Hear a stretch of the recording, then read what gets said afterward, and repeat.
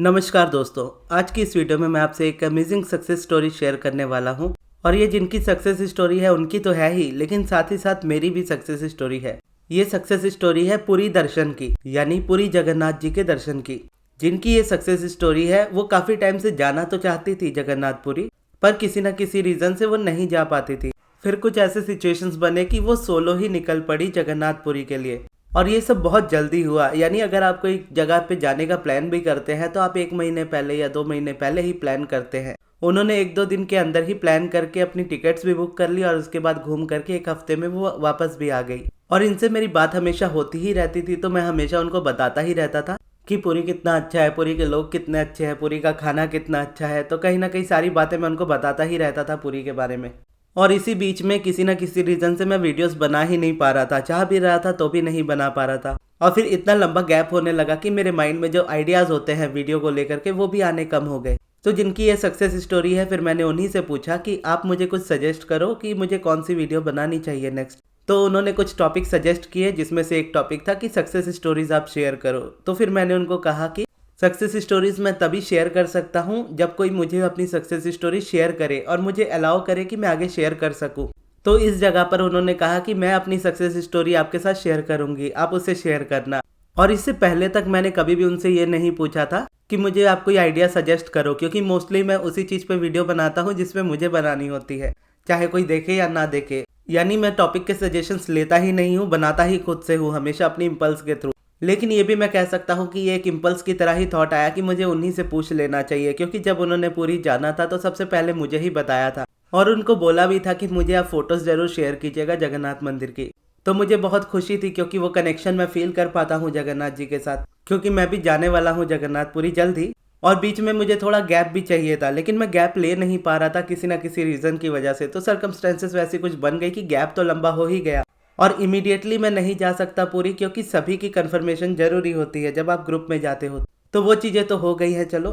लेकिन जो फासला होता है ना कि आप इतने टाइम बाद जाने वाले हो, उस टाइम के बीच का जो पीरियड होता है उसको पार करना काफ़ी मुश्किल हो जाता है, क्योंकि दिन भर आप उसी बारे में सोचते रहते हो कि मैं उस जगह पे हूँ, उस जगह पे हूँ, कब मैं पहुंचूंगा उस जगह पे, कब मैं होऊंगा उस जगह पे। तो इस तरह से मेरी एक्साइटमेंट हमेशा रहती है। तो एक तो मुझे ऑनलाइन दर्शन मिल गए, दूसरा ये सक्सेस स्टोरी मिल गई। तो अब ये सक्सेस स्टोरी आप उन्हीं की आवाज़ में सुनिएगा। हेलो गगन, मैं बहुत ज़्यादा खुश हूँ कि मेरा जो एक बड़ा-सा मैनिफेस्टेशन है वो पूरा हो गया है और जो कि है पुरी विज़िट। मैं जगन्नाथ पुरी टेम्पल को विज़िट करना चाहती थी बहुत दिनों से। करीबन 1 साल पहले मुझे सपना आया था कि मैं पुरी के टेम्पल पे जगन्नाथ जी के टेम्पल पे मैं घूम रही हूँ और मैं कभी भी नहीं गई थी और मैं अकेली तो कभी भी नहीं गई थी, तो मुझे तब से ना क्रेविंग स्टार्ट हो गया था कि मुझे जाना है। क्योंकि मैंने पूरा जो है सपने में दर्शन किया था भगवान जी का अंदर से और एक्चुअली वो जगन्नाथ जी का जो टेम्पल के अंदर है, कोई भी कैमरा कुछ भी लिया जा सकता नहीं। तो कोई भी फ़ोटोज़ ये सब कुछ यूट्यूब में या फिर कभी कहीं पे भी नहीं है, पर मैंने वो दर्शन कर लिया था सपने में। तो तब से मैं पागल होते जा रही थी कि मुझे जाना है। तो कैसे जाना है, कब जाना है मुझे पता नहीं था, पर 2 बार ऐसा हुआ था इंसिडेंस कि हम लोगों ने प्लान किया था फैमिली ट्रिप, पर वो नहीं हुआ था, ठीक है? तो कुछ दिन पहले मैं ऐसे कुछ प्लान नहीं कर रही थी, पर मुझे जाना था।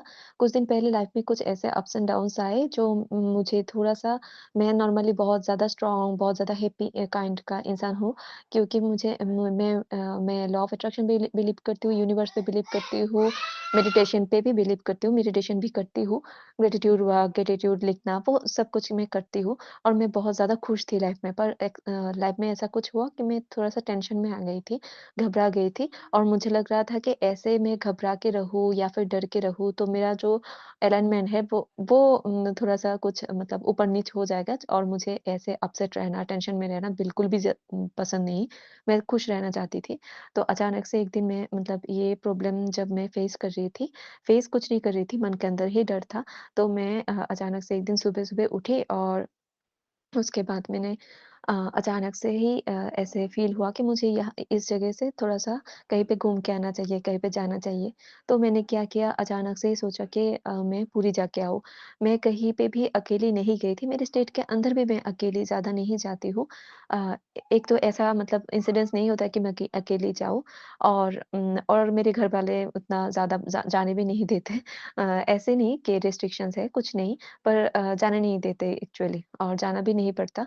तो मैं इस बार सोचा कि मैं सोलो जाऊँगी, और मुझे सोलो ही ट्रैवल करना था बहुत दिनों से। जगन्नाथपुरी जी पे जाऊँ सोलो सोलो, ऐसा नहीं कि कहीं पे भी सोलो मैं जाना चाहती थी। तो मैंने क्या किया, अचानक से सोचा कि हाँ, मुझे पुरी जाना है। मैंने क्या किया, कुछ भी ना सोच के, किसी को ना बता के, तभी बेड में बैठ बैठ के ही, मतलब नींद से जाग के बेड में बैठ के ही मैंने अपनी फ्रेंड को, जो कि भुवनेश्वर में रहती है, उसको फ़ोन किया। वो स्कूल फ्रेंड है, और उसको फ़ोन किया, और उससे भी मुझे बहुत ज़्यादा पॉज़िटिव फ़ीडबैक मिला कि मैंने पूछा कि मैं आना चाहती हूँ पुरी, मैं क्या आ सकती हूँ? उसने बोला कि तू आ जा, तू मेरे घर पे रुक सकती है, और कोई बात नहीं है, तू जैसे मतलब टिकट काट के तू आ जा, कोई बात नहीं, तुझे कुछ प्रॉब्लम नहीं होगी। तो मैंने क्या किया, और एक दोस्त को फ़ोन किया, उसको बोला, मतलब ये यही का, मैं जिस स्टेट पे रहती हूँ, यहाँ पे ये मेरे एक दोस्त है, तो उसको मैंने फ़ोन किया, उसको बोला कि मुझे पुरी जानी है, मुझे टिकट काट के दो। फिर उसने क्या किया, उसने टिकट काट दिया और अपने पैसे से काट दिया, उसने मुझसे पैसा नहीं लिया। तो एक भी पैसा दिए बिना मेरा जो जाने का टिकट है वो हो गया। ये कनेक्टिंग फ्लाइट था, 2 फ्लाइट होता है मेरे स्टेट से गुवाहाटी, गुवाहाटी से भुवनेश्वर। तो उसने वो काट दिया। तो उसके बाद क्या हुआ, मैं सोच रही थी कि जाने का तो हो गया, पर आने का कैसे होगा? फिर मैंने सोचा, अचानक से मुझे याद आया कि मेरे यहाँ पे एक दुकान है, ज़ेरॉक्स वग़ैरह मैं करती हूँ वहाँ पे। मतलब बहुत कम मैं गई थी, 1-2 बार ज़ेरॉक्स किया। उतना ज़्यादा जान-पहचान भी नहीं है, और उसका फ़ोन नंबर मेरे पास था, तो मैंने उस भैया को फ़ोन किया और पूछा कि आप टिकट काटते हो क्या? मुझे पता भी नहीं था कि वो टिकट काटते हैं कि नहीं, ऐसे ही पूछ लिया था। तो उन्होंने बोला कि हाँ, मैं टिकट काटता हूँ। तो मैंने बोला कि मैं भुवनेश्वर का टिकट करना चाहती हूँ, क्या आप कर सकते हो? उसने बोला कि हाँ, एक बारी में बोल दिया कि हाँ। तो मैंने बोला कि ठीक है, कर दो, और मैं पैसा अगर वापस आके दूँ तो प्रॉब्लम तो नहीं होगी ना? उसने बोला कि नहीं, तुम पैसा वापस आके देना, कोई बात नहीं। तो उसने भी काट दिया, मतलब 10 मिनट के अंदर-अंदर टिकट वगैरह सब कुछ हो गया, बिना एक पैसा मतलब स्पेंड किए। तो फिर क्या हुआ, मैं बहुत ज़्यादा खुश थी, और उसके बाद मैं 10 मिनट में ये सब कुछ करके फिर मैंने मम्मी को बताया, और मम्मी ने भी सपोर्ट किया। मतलब बोला कि पहले बोला कि कैसे रहोगी, मतलब कहाँ पे जाओगे, ये सब कुछ। तो मैंने बोला कि वहाँ पे मेरा फ्रेंड है, वो सब कुछ बता दिया। तो मम्मी ने बोला कि ठीक है। तो ज़्यादा कुछ मतलब ऐसे कुछ बोला नहीं, रिस्ट्रिक्शंस वगैरह कुछ नहीं आया। तो मैं बहुत खुश थी, उस मतलब जिस दिन मैंने टिकट ऑलरेडी कन्फर्म हो गया था, उस दिन के बाद 1 दिन था, और नेक्स्ट डे मुझे जाना था। तो मैंने क्या किया, शॉपिंग किया उस दिन, जिस दिन मैंने टिकट काट लिया था, मतलब उन लोगों ने टिकट काट दिया था, उस दिन मैंने शॉपिंग किया। शॉपिंग में भी मुझे ज़्यादा कुछ खरीदना नहीं पड़ा। यूजुअली मैं बहुत ज़्यादा, मेरे मेरे पास चीज़ें होनी चाहिए, मतलब कहीं पे जाना हो तो मेरे बैग में बहुत कुछ होनी चाहिए, पर पता नहीं क्या हुआ कि ऑलरेडी मेरे पास सब कुछ था, न्यू ड्रेसेस था। यूजुअली मंदिर में जाने के लिए मुझे न्यू ड्रेस चाहिए होता है, कहीं पे भी जाने के लिए मुझे न्यू ड्रेस चाहिए होता है। तो मेरे पास बहुत सारे न्यू ड्रेसेस थे, और जो कि वो मंदिर पे पहनने लायक ही था, ठीक है? तो इतना बड़ा एक बैग चाहिए, वो भी मेरे पास ऑलरेडी अवेलेबल था। 1 साल पहले एक ट्रिप के लिए मैंने एक बैग खरीदा था, और वो ट्रिप भी कैंसल हुआ था, ठीक है? तो वो बैग भी मेरे पास था, मतलब एकदम ब्रांड न्यू। मुझे ऐसे ब्रांड न्यू चीज़ें चाहिए होता है कि कहीं पे जाने के लिए, तो सब कुछ ब्रांड न्यू था। मैंने सिर्फ़ एक पर्स खरीदा, और मेरी फ्रेंड के लिए गिफ्ट खरीदा, और कुछ भी नहीं। ऐसे कुछ चीज़ों की ज़रूरत भी नहीं थी, जूते भी नहीं थे, सब कुछ न्यू थे, जैसे कि मुझे न्यू सब कुछ चाहिए होता है। घर पे ऑलरेडी थे, जो कि मैंने एक बार भी नहीं पहना, एकदम पैकेज्ड सब कुछ था। तो मैंने उस दिन आके मैंने सब कुछ वो कर लिया, पैकिंग वगैरह कर लिया, और नेक्स्ट डे मेरा फ्लाइट था, और नेक्स्ट डे मैं फ्लाइट के लिए मतलब रेडी हो रही थी। 11 साढ़े 11 तक मैं पूरा रेडी हो चुकी थी, और मेरा जो फ़ोन है, जो जिस पे सब कुछ था, मतलब टिकट वगैरह सब कुछ था फ़ोन में ही। वो फ़ोन अचानक से हैंग हो गया। पहले भी 2 बार ऐसे हैंग हुआ था, मतलब बहुत दिन पहले, पर वो ठीक अपने आप से ही ठीक हो जाता है, सॉफ्टवेयर का प्रॉब्लम होता है, उसको टाइम देना होता है, और वो ठीक हो जाता है। तो वो ऐसे खराब हो गया, तो मैं थोड़ा-सा मतलब टेंशन में आ गई, ज़्यादा टेंशन नहीं, थोड़ा-सा ही टेंशन में आ गई क्योंकि मुझे पता था कि जगन्नाथ जी बुला रहे हैं और ऐसे नहीं बुलाएँगे मतलब कुछ भी प्रॉब्लम में मुझे नहीं होगा, मुझे पता है। तो मैं कॉन्फिडेंट थी कि सब कुछ सँभाल लेंगे भगवान जी और मैं चली गई उस भैया के पास जहाँ पे टिकट मैंने फ़ोन करके टिकट काट लिया था। तो रिटर्न टिकट जहाँ से मैंने काटा था वो भैया के पास गई थी और मैं बोलने लगी कि भैया देखो फ़ोन को क्या हो गया? तुम ठीक कर सकते हो कि नहीं? तो उन्होंने देखा कि ये इसको तो टाइम चाहिए कुछ, ये अपने आप ठीक हो जाएगा पर उसको टाइम लगेगा। तो मैंने ऐसे ही पूछ लिया कि आपके पास कोई फ़ोन है क्या? तो जो एक्स्ट्रा फ़ोन जो मैं लेके जा सकती हूँ, मैं आके लौटा दूँगी।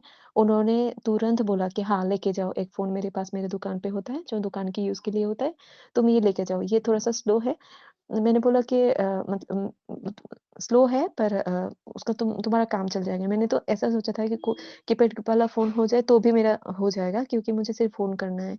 और भैया ने इतना अच्छा फ़ोन दे दिया, उसका कैमरा भी अच्छा था और भैया बोल रहे थे कैमरा अच्छा नहीं है, स्पीड अच्छा नहीं है मतलब स्लो है पर ऐसा कुछ भी नहीं था, बहुत ही अच्छा था मतलब मेरे लिए काम से भी ज़्यादा ये ठीक लगता था मतलब जितना होना चाहिए उससे भी ज़्यादा ठीक था, बहुत ज़्यादा स्पीड भी था। मैं जो फ़ोन यूज़ करती हूँ उससे तो ज़्यादा ही स्पीड था।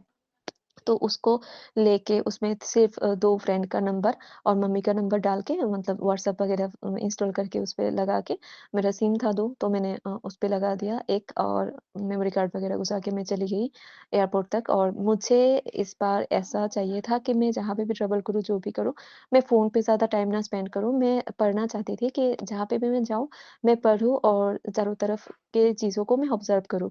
तो भगवान जी ने वही किया कि फ़ोन को थोड़े टाइम के लिए ऐसे हैंग कर दिया ताकि मैं आस-पास को ऑब्ज़र्व कर सकूँ और पढ़ पाऊँ। तो मैंने आस्क एनी इट्स गिवन जो बुक है वो मैंने पढ़ी और वहाँ पे मैंने एक डायरी भी मैं लेके गई थी और ये पहले से ही मैंने बैग के अंदर में ले ले रखी थी क्योंकि मुझे यही करना था और तब जब मैंने ये 1 दिन पहले ही पैकिंग किया था तभी मैंने ये सब कुछ बैग के अंदर रख दिया था। क्योंकि मुझे यही करना था कि मुझे मोबाइल पे नहीं टाइम स्पेंड करना है, मुझे फ़ोटो ज़्यादा नहीं खींचना है, वीडियोज़ ज़्यादा नहीं बनानी है। यूजुअली मैं बहुत ज़्यादा वीडियोज़ वगैरह ये सब कुछ बनाती हूँ व्लॉग्स वगैरह करने के लिए, तो फ़ोटोज़ वगैरह सब कुछ खींचती हूँ। तो इस बार मैंने प्लान किया था कि ये सब कुछ नहीं करूँगी, मैं मोबाइल पे ज़्यादा चिपकी हुई नहीं रहूँगी, मैं लिखूँगी, मैं पढ़ूँगी और मैं देखूँगी। तो भगवान जी ने वही किया और जो मोबाइल खराब होने की वजह से मैं ज़्यादा टाइम पढ़ने में, लिखने में और देखने में ही बिता दिया और मुझे बहुत अच्छा भी लगने लगा और उस फ्लाइट में भी मैंने मेडिटेशन किया और मैं बहुत अच्छे से गुवाहाटी तक मैं पहुँच गई और गुवाहाटी जाके वहाँ पे एक शॉप में मोबाइल पे दिखाया मतलब गुवाहाटी एयरपोर्ट में जो शॉप होता है ना मोबाइल का, वहाँ पे मैंने इसको दिखाया मोबाइल को, तो उन्होंने जस्ट थोड़ा-सा प्रेस किया और ये मोबाइल ना ठीक हो गया, मेरा जो मोबाइल हैंग हो गया था, वो ठीक हो गया। तो अभी मेरे पास 2-2 मोबाइल था और मेरा जो नॉर्मल मैं जो यूज़ करती थी मोबाइल, वो उसका जो चार्ज है ना, वो बहुत ज़्यादा जल्दी ड्रेन हो जाता था। तो मेरे पास क्या हुआ 2 फ़ोन होने से मेरा जो एक फ़ोन के ऊपर ज़्यादा प्रेशर नहीं रहा। मैं वो वाला फ़ोन यूज़ करती थी ज़्यादा फ़ोन फ़ोन वगैरह करने के लिए और थोड़ा बहुत 1-2 फ़ोटोज़ खींचने के लिए मैंने अपना मोबाइल यूज़ करती थी। तो उससे मुझे बहुत ही ज़्यादा फ़ायदा मिला कि मेरे पास फ़ोन में चार्ज भी रहता था और मैं अच्छे से मतलब घूम के भी आई। तो वहाँ गुवाहाटी तक मैं अच्छे से पहुँची। उसके बाद बहुत टाइम तक मैं एयरपोर्ट में वेट किया क्योंकि मेरा जो नेक्स्ट फ्लाइट था गुवाहाटी से भुवनेश्वर वो उसके लिए टाइम था 4-5 घंटा। तो तब मेरे पास ना 2-3 बार मेरे पास लड्डू गोपाल जी मेरे पास आए मतलब 2-2 आंटियों के पास लड्डू गोपाल जी थे और मैंने उनको गोद में लिया। बहुत सारे इंसिडेंट्स ऐसे हुए तो मैं ज़्यादा बोलूँगी तो ये जो मतलब है ना मेरा एक्सपीरियंस वो बहुत बड़ा हो जाएगा। तो बाद में मैं वो छोटे-मोटे जो मिरेकल्स हुए मेरे साथ उस ट्रिप में वो भी मैं शेयर करूँगी। तो मैं भुवनेश्वर आराम से आ चुकी थी और मेरी फ्रेंड और मेरे फ्रेंड का हस्बैंड जो दोनों ही मेरे स्कूल फ्रेंड थे, दोनों मुझे लेने आए थे और टाइम था रात के 10 बजे और मुझे कोई भी परेशानी नहीं हुई, उनके साथ मैं चली गई, बहुत ज़्यादा कंफर्टेबल थी। वैसे तो फ्रेंड के साथ मुलाकात हुई और बातचीत हुई स्कूल स्कूल टाइम में, उसके बाद एक बार ही सिर्फ़ मिलना हुआ, उसके बाद उसके साथ कोई भी मतलब कनेक्शन नहीं था। मोबाइल में मैसेजेस वगैरह मैं भेजती थी बहुत कम। पर हम लोग का फ्रेंडशिप जो बॉन्ड है ना बहुत बहुत ही ज़्यादा स्ट्रॉन्ग था तब तक मुझे कुछ अनकंफर्टेबल फ़ील भी नहीं हुआ। उसने भी ऐसा कुछ फ़ील नहीं कराया। हम दोनों स्कूल टाइम के जैसे ही बहुत ज़्यादा टाइम स्पेंड किया अच्छे से और नेक्स्ट डे मुझे पुरी जाने के लिए उन दोनों ने मतलब फ्रेंड ने और फ्रेंड के हस्बैंड ने बहुत ज़्यादा गाइड किया और मैं अच्छे से पुरी जगन्नाथपुरी तक पहुँच चुकी थी और अकेली कोई भी पांडा नहीं लिया, कुछ भी नहीं लिया। ऐसे ही खुद अपने आप सब कुछ देख के और जगन्नाथ जी को 2-2 बार मैंने देख लिया था और वो भी मतलब अचानक से ही हो गए। एक बार तो मैंने अपने से ऐप से देख लिया नॉर्मली और सेकंड टाइम मैं घूमते-घूमते उनके सामने आ गई थी और बहुत अच्छी तरीके से मैंने दर्शन किया और मेरे सपने में जो जगन्नाथ जी का जो मंदिर मैंने देखा था 1 साल पहले वही ऑलमोस्ट 70% सेम था, जो कि मैं अभी रियलिटी में देख के आई थी और अच्छे से प्रसाद लिया, बहुत कुछ खाजा वगैरह ये सब खरीदा घर के लिए।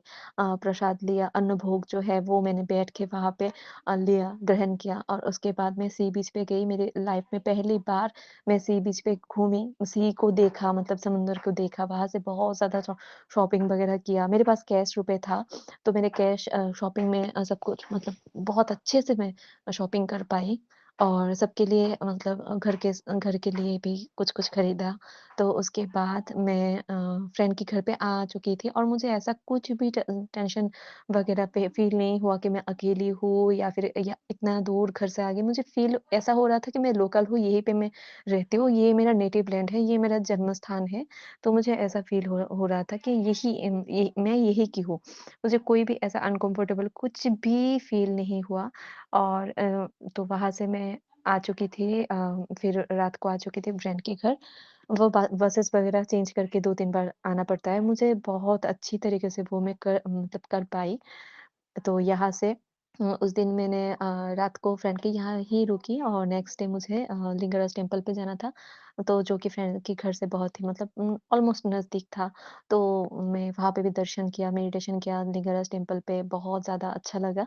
और वहाँ पे मेडिटेशन किया, शिव तांडव स्तोत्रम जो है वो मैंने पाठ किया, हनुमान चालीसा पाठ किया। फिर वहाँ से मैं थोड़ा बहुत निकल के थोड़ा बहुत शॉपिंग वगैरह करके फिर फ्रेंड के यहाँ चली आई। फ्रेंड के साथ बहुत टाइम स्पेंड किया उस दिन और नेक्स्ट डे मैं अच्छे से एयरपोर्ट तक चली आई। तो एयरपोर्ट आने के बाद उस दिन खराब मौसम की वजह से मुझे फ्लाइट के अंदर 5 से 6 घंटा बैठना पड़ा। सब लोग बहुत ज़्यादा परेशान थे, पर मैं तो चिल कर रही थी कि मुझे पता है कि सब कुछ ठीक हो जाएगा, भगवान जी सब कुछ मतलब सँभाल लेंगे। मुझे कोई फ़र्क नहीं पड़ता कि वेदर कैसा भी हो, कितने घंटे लेट हो, मुझे कुछ भी मतलब कुछ भी आता-जाता नहीं। मैं आराम से बैठी रही, मेडिटेशन किया, गाने सुने और पॉज़िटिव एस्पेक्ट लिखा और क्या-क्या आस्क एंड इट्स गिवन पढ़ा। ऐसे ही चुपचाप बैठी रही, ऑब्ज़र्व किया सब कुछ मतलब मैं जैसे चाहती थी वैसे किया।